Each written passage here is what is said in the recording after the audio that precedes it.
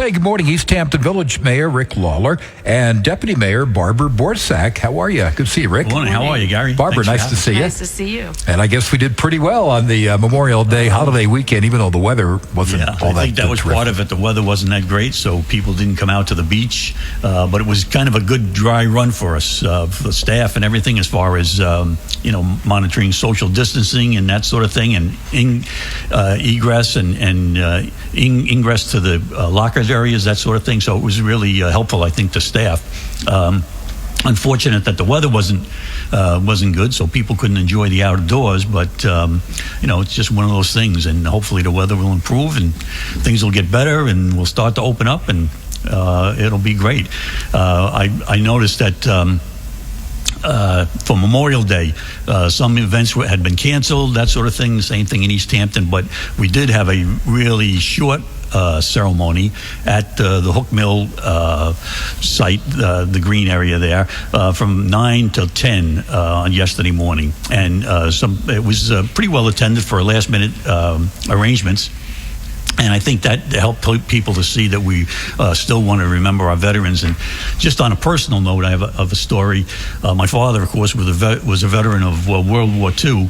And as a young boy, I can remember it was very important for him. Every Memorial Day, he would be on the team of veterans that would go around and do the 21-gun salute at all the cemeteries in East Hampton town for all the veterans.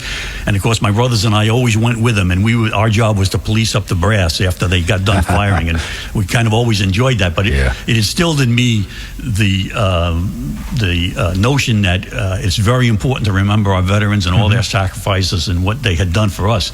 And because my father was so dedicated, he did that for over 30 years until he passed away, unfortunately, in 1980.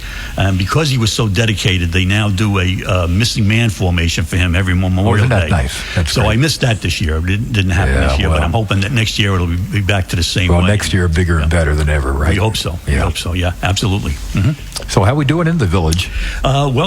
Things are good. I think I'll let Barbara tell you a little bit about that, all right? Yeah, sure. We'll segue a little bit to what's looking forward, because we assume that this week we're going to move into phase one, which is a big step, and we're very excited to see that happen. And phase one means construction can begin again, agricultural, forestry, fishing and hunting, retail with curbside pickup and drop-off, manufacturing and wholesale trade. If anybody has questions about any of these things, they can go on to the New York State website, and it gives you all the details about each one of those and what's going to be allowed. But we've been meeting with some of the business owners in East Hampton Village and talking about ways that we can assist them in opening up.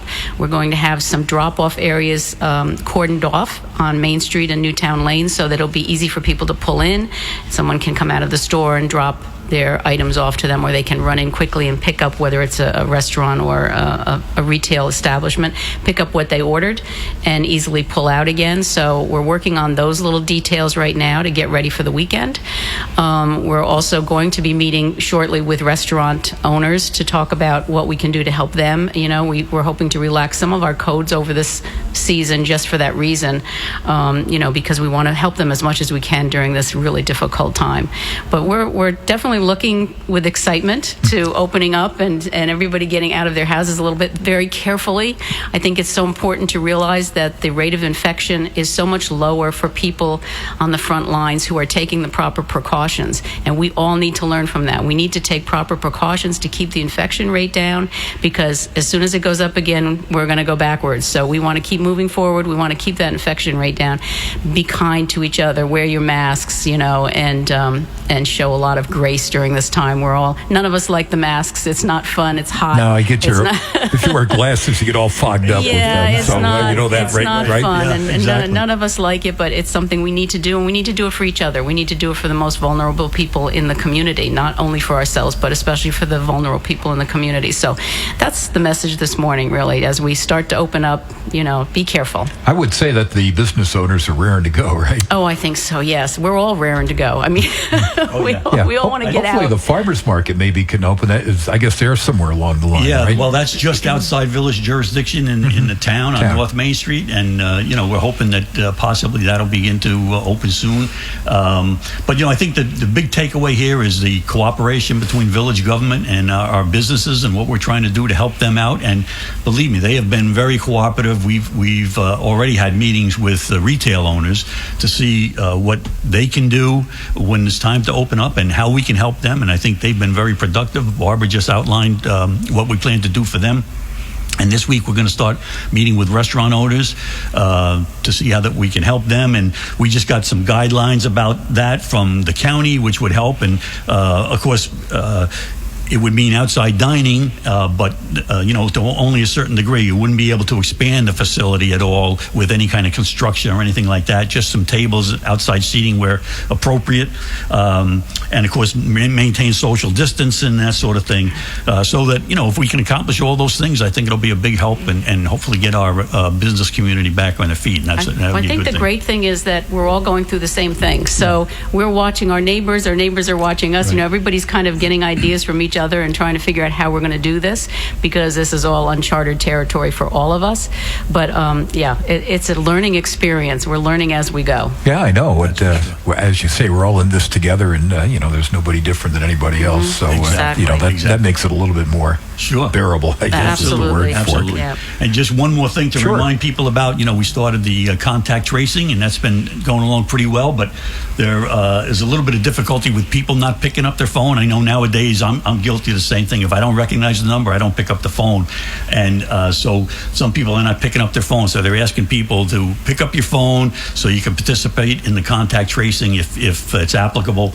So that's a big thing. And then again, just a reminder about the gloves. I mean, we've talked about that weeks ago, and then it got better, and now all of a sudden, for some reason, it seems to be dropping back to the negative, where people are just not disposing of their gloves and the mask properly. So if people could just concentrate on doing that, it would get us through this remainder of the time that we're going to have to be careful. Yeah, that's right. It's very easy to do. Just takes another second. So. Right. It's interesting too, the whole idea of not picking up your phone, because this morning I got a call that I didn't recognize the number when it came over, but I picked it up anyway, and it was the automatic call that the 911 system was down. Right. We've been getting them here too as well. Right. So sometimes it's a good idea to pick it up. You can always hang it up if you don't want to talk to them.